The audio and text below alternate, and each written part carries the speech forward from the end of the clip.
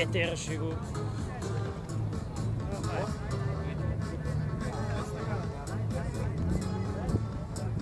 Един демонстрационен старт преди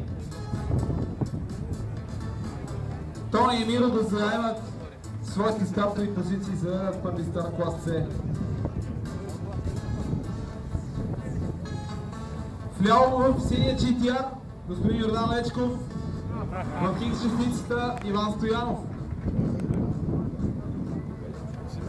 Интересни пилоти, още по-интересни коли. BMW човек май ще лепи.